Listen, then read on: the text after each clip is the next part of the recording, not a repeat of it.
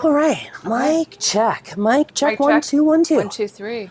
How you doing, Jeannine? Jeannine Taylor. Oh, I'm good. Look at us tucked in here. I'm good. Should I be closer? Yeah, Should yeah. we be closer? Oh, yeah. And what I'll do is, so it'll start, I'll be like, oh, well, the Tiffany Show, blah, blah, Okay. blah, blah, blah. Yeah. Please welcome Jeannine Taylor. Okay. And then I'll put applause in the background. Do you want me to be?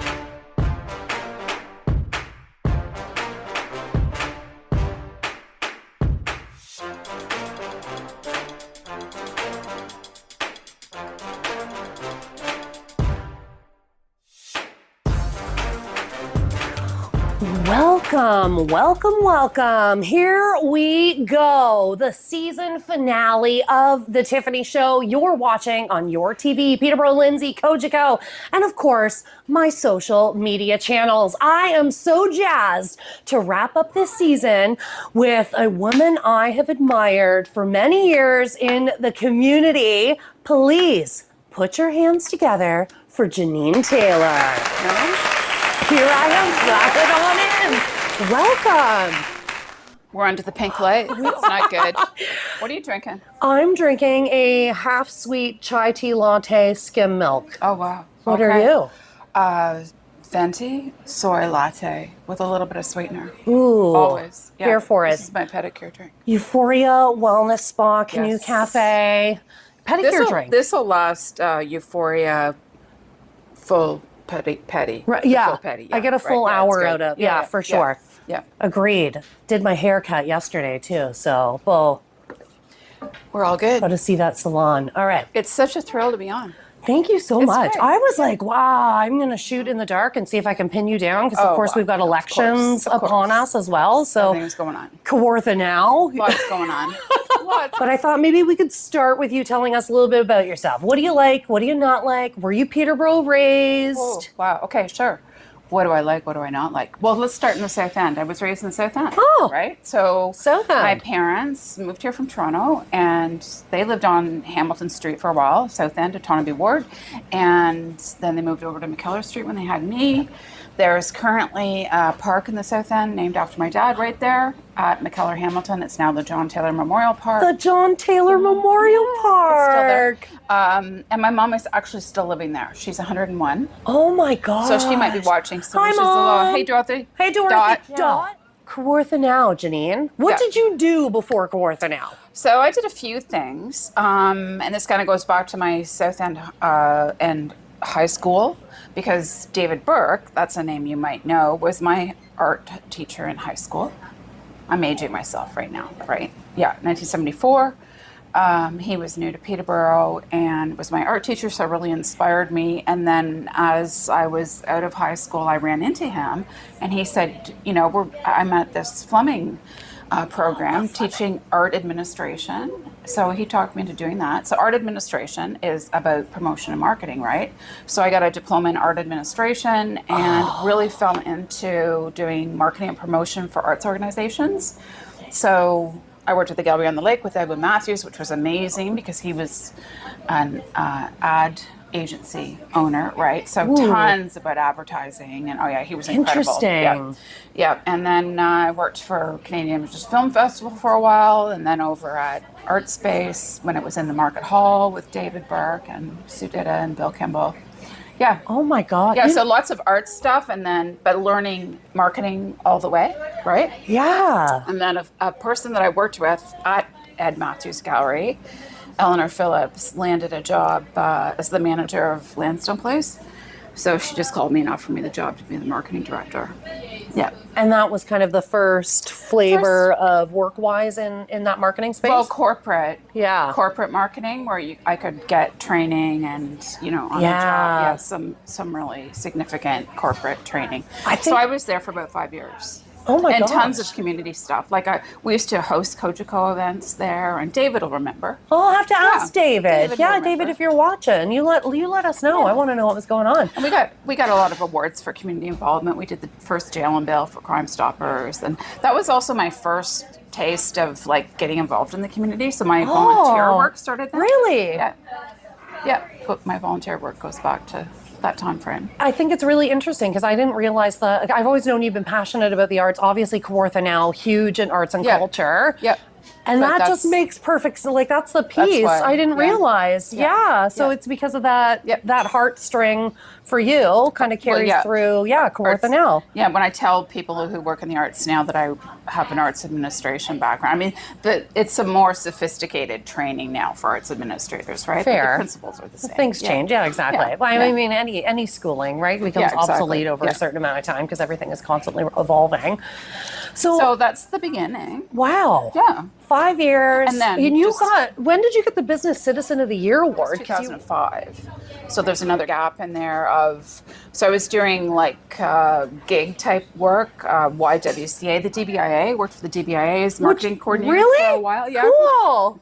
For a few years, which was great because I now get what they need to do. Yeah, right? So, and get them as an organization too, because I think a lot of people have the misunderstandings of what the DBIA is. Yeah. And Sylvia Sutherland was there as the executive director at the same time. I didn't know Sylvia Sutherland was a DBIA executive director. Oh my. 1993, 94. Wow. So I was doing kind of like gig work at that time, like a little bit of writing, marketing, planning, copy work, doing a part-time at the YW and then the DBIA at the same time. Were you always a writer also? Like, was No. No, I think it just grew out of the need to be a communicator as a marketer. Right. So in all of this, where did KawarthaNOW come from? Because it started as something called Quid Novus, That's right. Yeah, Quid Novus, which means loosely incorrect Latin for what news. So I was a writer as part of my gigs. Like I kind of morphed out of marketing for a bit and just into writing when I worked for AdMax Marketing, the Business Advantage, way back. Oh, and yeah. Greg Welch, right? 94, 95. And I was taking on more and more of that magazine work. And right. I was editing 3 magazines at the time that I landed on the internet in 1995. Whoa. And we were doing stories about the internet arriving in town. Microwave was one of the first suppliers of internet access. It took me 3 days to get online with my little floppy disks and surfed for all of the holidays that year, all of the Christmas holidays. Went from there, and right? So I was like kayaking. It felt to me that it was so cool because I was looking at places to kayak and it felt like a real virtual experience. Yeah. So it was pretty amazing. So it just hit me that this is going to change everything. I was in and it. It did. It changed everything. You were just like lost in it. You just spent that whole holidays kind of navigating thing. You know, were there newsy things at that point online? No, I don't think so. And I don't think I was looking for news. I was just looking for like, what is this? And websites were so rudimentary then. Oh, yeah. It was very hit and miss, right? It was like, well, really, hypertext protocol had just been invented. Well, you know, Tim Berners-Lee and all that, not too much before that. So it was really rudimentary. Yeah, I think we're kind of going back to that in some ways now. You know, I kind of do feel like we're going back to some of those nods. Yeah, I want to relaunch. I've always wanted to relaunch a shopping channel, which is like we're seeing that in the live shopping. Yeah. But I want to be like a live shopping host. So like somebody that has a shop that wants it, right? Yeah. And then I'll have my own shopping channel. It'll be the Tiffany shopping channel. Anyway, we're getting off track. Let's ask people if they'd like to see that on KawarthaNOW. Let me know. Oh, let me know if you want to see that on KawarthaNOW. Yeah. We can live sell with KawarthaNOW. That would be fun. That would be so fun. It would be. So you're surfing the net, you're in there, you're looking things up. When, like, do you remember the moment that it hit you? Like, oh, snap, there's an opportunity for me here. It wasn't a single moment, but it was definitely evolving over the course of that week. Because as soon as I went back to work in January, I said to my publisher, we need to do this. And what'd your publisher say? Well, he didn't have a lot of interest in it. He was a print person. He's still a print person. Wow. Right? So I have a theory about people who work in print. They get ink in their veins and they just never want to leave that environment. Yeah, yeah. And also, you know, in fairness to anybody early on with the internet, what was it? What was it? Yeah. So, and it's kind of like AI now where people are a little bit afraid of it because they don't quite understand what's going on. So I can see that. Yeah, I can see that for sure. I think so that was a flat no. Just a flat out no. Yeah. And you were like, I'm going to do it anyway? Yeah. And I don't remember the exact point at which I quit, but 5 months later, a friend of mine and I launched QuidNovus.com on May 1st. So we have just passed our 30th anniversary. 30 years. Cheers to that. 30 years. Oh, why would that show? Well, you know what? I read your big article because you did like a reflection in the beginning of May for that consideration of the 30 years. But you can also go to KawarthaNOW.com and check it out. By Megan Gallant, who is an amazing writer. And I wanted Meg to do it because she's been with us for a few years, but she didn't know our history. And I just wanted a fresh... When we write our own marketing material, it's like, who wants to read that? Right. So I asked Meg to do it, and she did a great job. Right. And we get tired of our own marketing assets before the public does. But I will say, Megan is a fantastic interviewer. She is. Yes. And like, I've sat with her and I was all over the place, and the story that she kind of pieced together and weaved together through the timeline, like it's impressive to be able to do that, to be able to get all that information, download it to your brain, and then map it out into a cohesive story. Yes. Shout out to you, Megan Gallant. Yes. All the writers at Kawartha Now. My superpower is recruitment. Yeah. They said no. 5 months later, you quit your job. Yep. Where are we finding you in that moment? May 1st, I'm also doing my marketing thing, so I'm promoting it. And we got coverage, which would never happen now. We got coverage from Checks Television, The Examiner. It was pretty amazing. They were all in the They would sandbox. never do that now. Yeah, fair. But they covered us. CBC called me to go to Toronto to do a radio interview. It was a big deal. It is a big deal. Right? Yeah. So it was like, oh, we have a magazine, but it's not in print. You know, it's like that was the thing that CBC was talking about. Right. So it was kind of interesting. So like here we are, ready to go. I had a monetization plan, and no, it was too early, way too early. Because who's going to buy advertising in a place where they haven't arrived yet? Right. But what did happen, because we were promoting, was that people asked us, well, you've done a website, so how do I do that? So we got kind of busy for 16 years creating websites. Oh my gosh. Yeah. Quid Novus Internet Productions, that's our website development company. And then we kept the community website because arts organizations needed a place to promote. So we always made staff time to do that. Funny, yeah. So it was never monetized. It never was the arts play a bit of your strategy, or was it really just because you love it and you saw the hole in the community that you could fill? Probably both things, because I love it. And yeah, I mean, I think that the arts community in particular in this town is the heart of this town. Agreed. It always has been.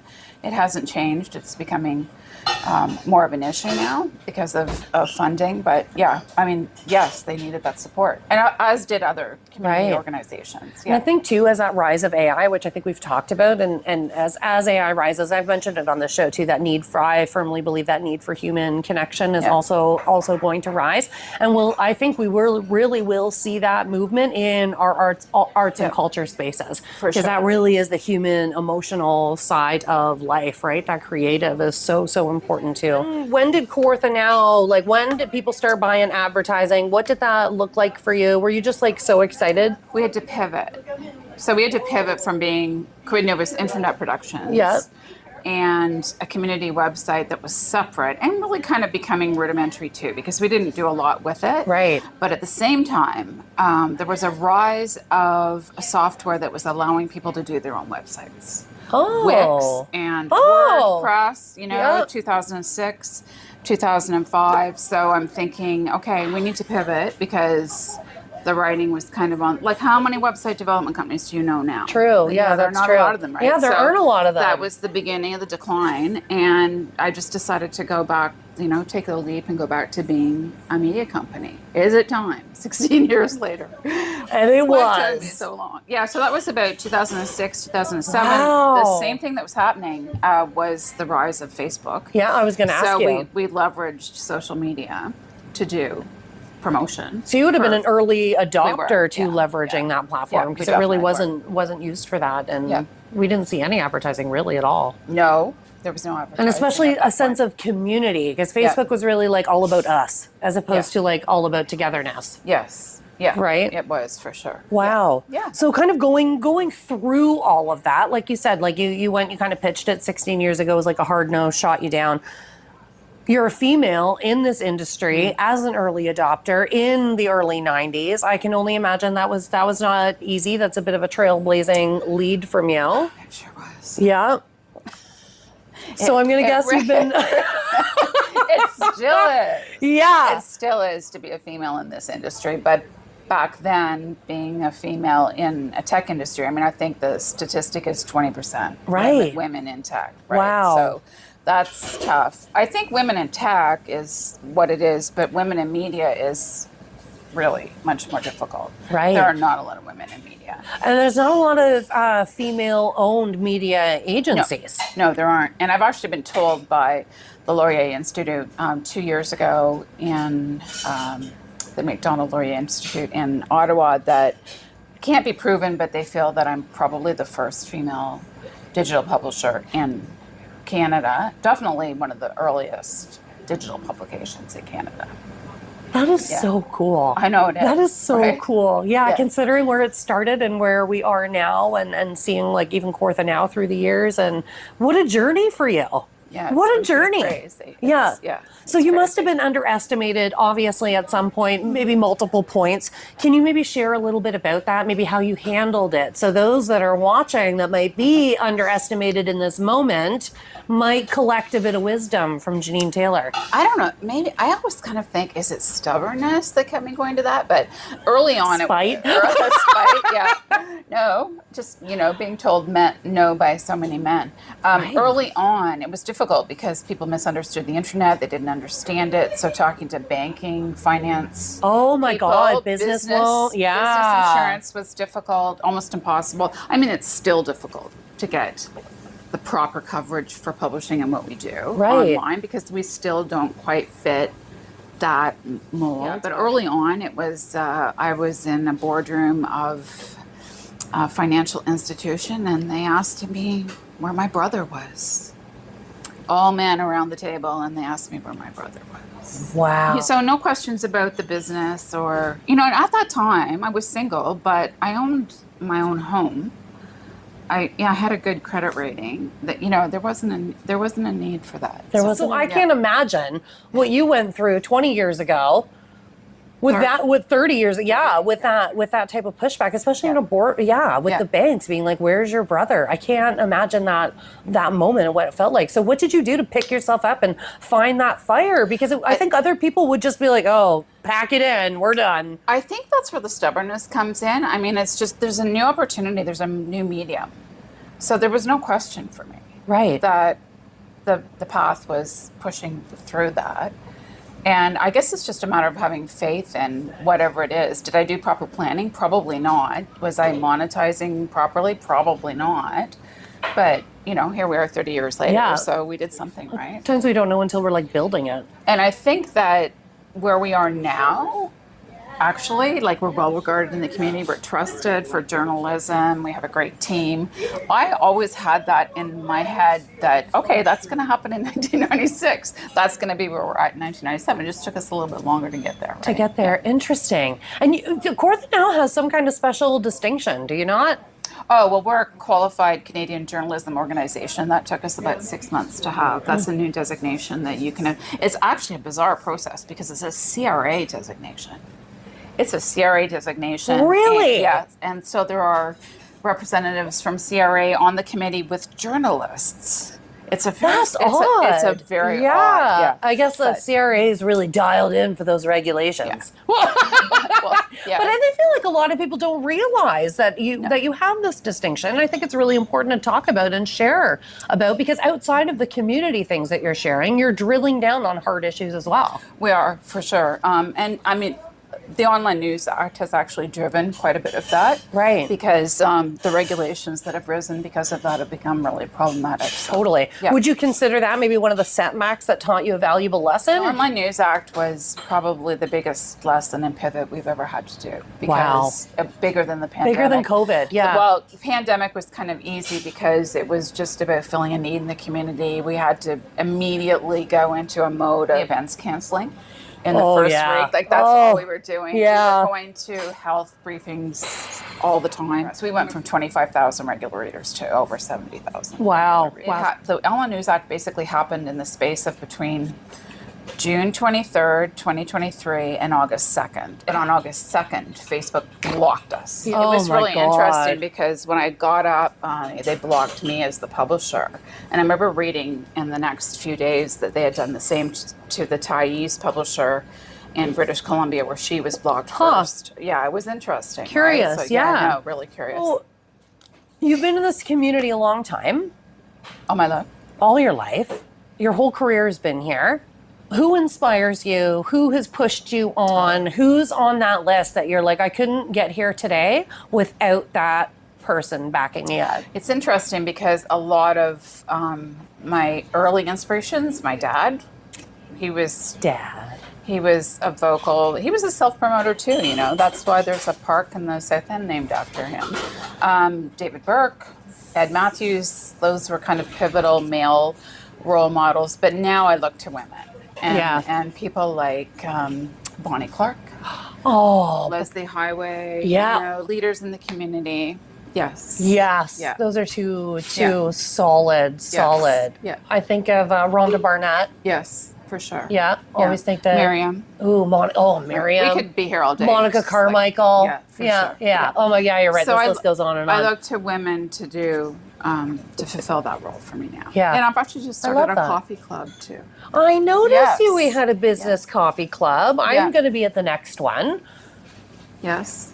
And I think I'm going to be at the... It's a bit of a fight club format. Yeah. You have to be invited in. You have to be, exclusive. So you want in, you might want to reach out to Jeannine Taylor over here. No, we have a wait list already. I love that. Do. Oh, I love that. Yeah. Jeannine, couple things to wrap up today.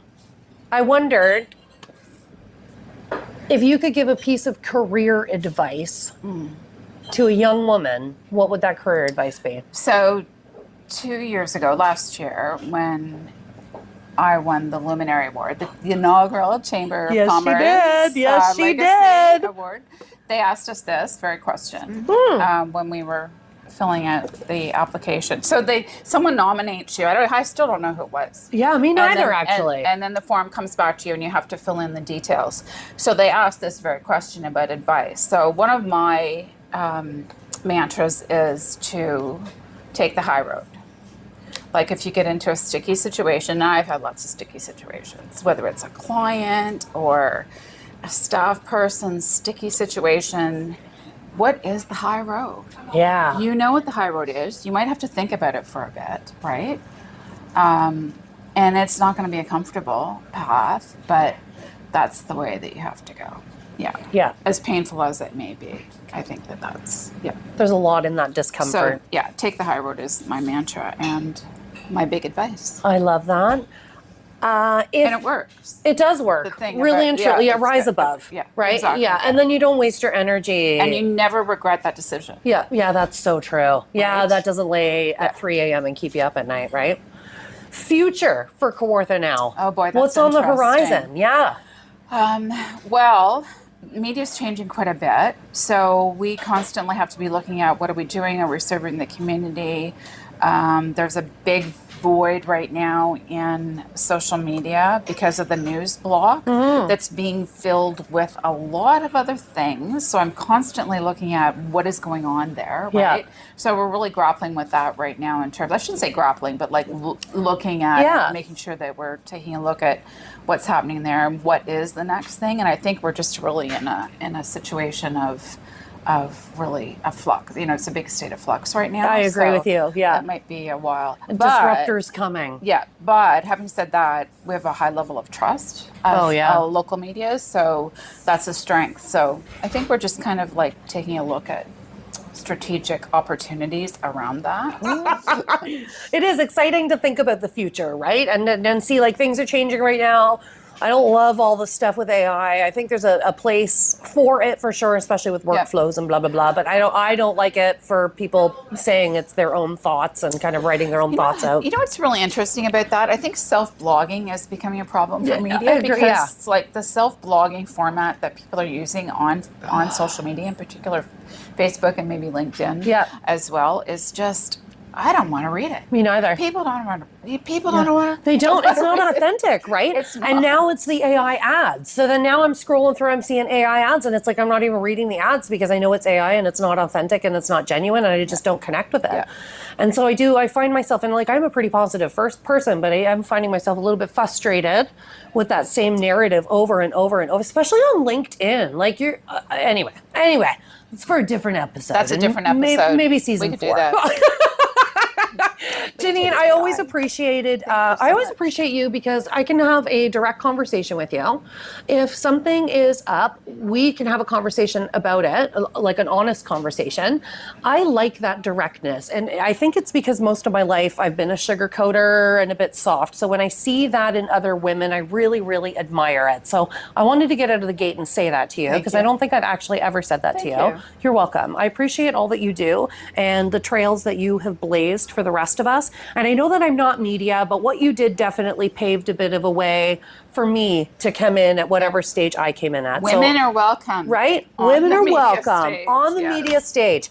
Now, last question of the day. The floor is yours, Jeannine. Oh, boy. If you could share a message with everybody out there, what would that message be? I mean, you have your own platform with KawarthaNOW. I'm sure you could share your own message. I do. But... I tend to not have a lot of time to write. I think that Peterborough is in a serious place right now. Yeah. I'm hoping that this is going to air before the election. It will. So an important message this year is that everyone needs to vote. You absolutely need to vote. You need to be aware of what you're doing. You're not going to go into that voting booth and just tick a box because you know the name. Please don't do that. You're not going to do that. There are a number of candidates for mayor so far. We have 5. We have a lot of great candidates in all of our wards. And I mean, I should be talking, our audience is actually 5 counties, but this is just what's happening in Peterborough. Yeah. And I think that there are a lot of creative solutions being offered for a lot of serious problems. Yeah. And we're only, like 4 weeks in. Right. So please do your homework. Check those policies. That's what I always do. I look at all the candidates and then I look at what they stand for and then I make my decisions based on my core values and what I want to see for the community, and that's what steers my vote. And that is a beautiful message because yes, this year it is a very serious election. It's always a serious election, but this year we're really seeing that climate baked in. This is probably the most serious election in many, many decades. Yeah. I'm seeing so many different people engaged in the election this year that I never see, myself included. Usually I'm just very quietly reading everything, but I'm even finding myself a bit more passionate about certain issues, which is a good thing. It is. Yeah. So please, as Jeannine said, go out, cast your votes. It's a big one. It's a big one. It's a big one for sure. Jeannine, thank you so much for sharing with us today. Thank you for having such an me. honor. It's been fun. It's an honor to hear your I'm your story. Paul McCartney. Right? Yes. Yes. I'll be your Colbert. This has been another episode, the season finale of The Tiffany Show. You will see us back in September as reruns run throughout the summer. As always, a huge shout out to show sponsor Sarah Evans, Ball Real Estate. If you are buying or selling a house, you need real estate advice, reach out to Sarah. She is absolutely amazing. Her and the Ball Real Estate team. We love you. Thank you. And most importantly, my friends, be kind, keep going, take care of each other, and all that good stuff. I will see you for season 4. Looking to sell your home or cottage? You want to work with someone who knows the market inside and out. Hi, I'm Sarah Evans, born and raised in Peterborough, Ontario. I'm very proud to call this great community home. Contact me today and I can promise to exceed your expectations. 705-768-6278 or visit sarahevans.ca. Not intended to solicit those currently under contract.